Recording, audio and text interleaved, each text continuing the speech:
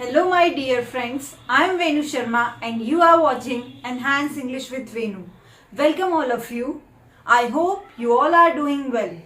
So guys, जैसा कि आप देख सकते हैं कि आज हम करेंगे प्रेजेंट परफेक्ट टेंस की हमारे सीरीज चल रही है जिसमें 3rd नंबर पे हमने सिलेक्ट किया है present perfect tense. Present perfect tense का यूज कहाँ किया जाता है, इसका स्ट्रक्चर क्या है, विथ एग्जांपल्स आज मैं आपको करवाने वाली हूँ।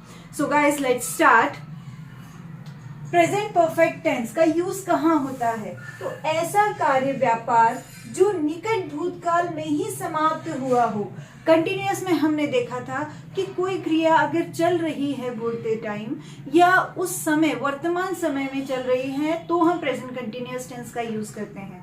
प्रेजेंट परफेक्ट टेंस भूतकाल में कार्य समाप्त हुआ है लेकिन हाल ही में थोड़े ही समय पहले वो कार्य समाप्त हुआ है, तो उस कंडीशन में हम प्रेजेंट परफेक्ट टेंस का यूज करते हैं। एक एग्जाम्पल देखिए, आपको बहुत अच्छे से समझ में आएगा।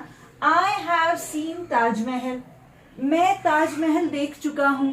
इस सेंटेंस से हमें क्या पता लगता है कि ताजमहल अभी रिसेंटली कुछ ही दिनों में मैं देखकर आया हूँ या कुछ ही दिनों पहले मैंने देखा है।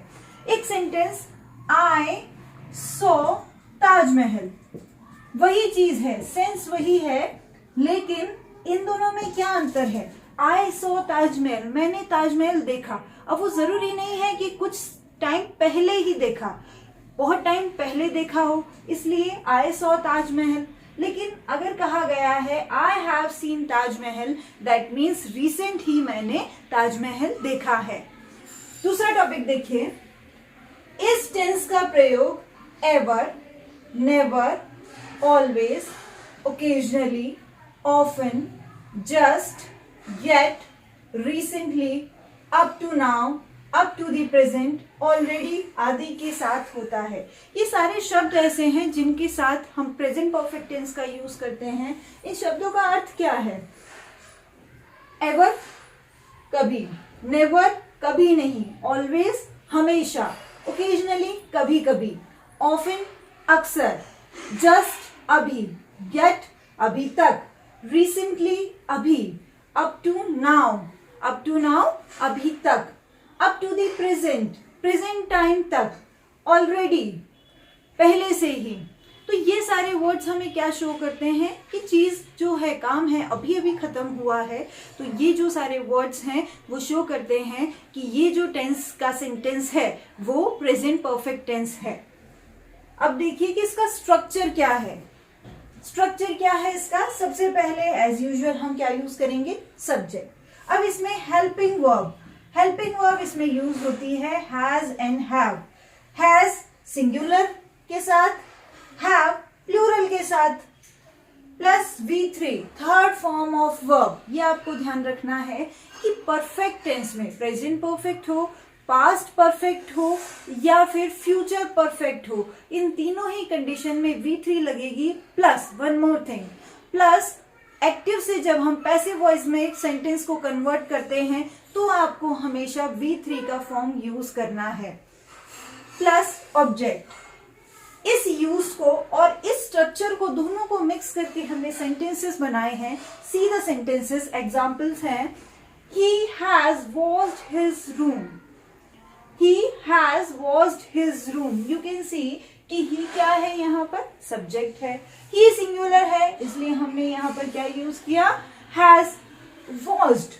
Washed जो है वो wash की थर्ड फॉर्म है। His room object. He has washed his room. वह अपना रूम धो चुका है, साफ कर चुका है, तो अभी अभी उसने ये काम कंप्लीट किया है, इसलिए हमने कहा he has washed his room. Ram has lost his pen, Ram अपना पेन खो चुका है। ये सिमिलर दिखता है किसकी तरह? पास्ट सिंपल की तरह दिखता है, लेकिन जैसा कि मैंने आपको बताया कि कोई काम अगर अभी अभी समाप्त हुआ है तो हम प्रेजेंट परफेक्ट टेंस का यूज करते हैं। राम अपना पेन खो चुका है। I have remembered my lesson, I have, guys I के साथ हमेशा हैव का यूज होता है। I have remembered my lesson, मैं मेरा लेसन है, पाठ है, याद कर चुका हूं। नेक्स्ट है they have won the match, वो मैच जीत चुके हैं। My sister has completed her work, मेरी सिस्टर अपना काम कंप्लीट कर चुकी है। देखिए ये सारे काम अभी अभी खत्म हो रहे हैं। तो आपने देखा कि प्रेजेंट परफेक्ट टेंस का यूज वहां होता है जहां कोई कार्य निकट भूतकाल में ही समाप्त हुआ हो, लेकिन भूतकाल में भले ही समाप्त हुआ है, लेकिन अगर भूतकाल को प्रदर्शित करने वाले शब्द अगर किसी सेंटेंस में है तो वो कभी भी पास्ट परफेक्ट टेंस का सेंटेंस नहीं बन सकता है। जैसे कि अगो, आप देख सकते हैं अगो और यस्टरडे के ऊपर मैंने क्रॉस लगाया है।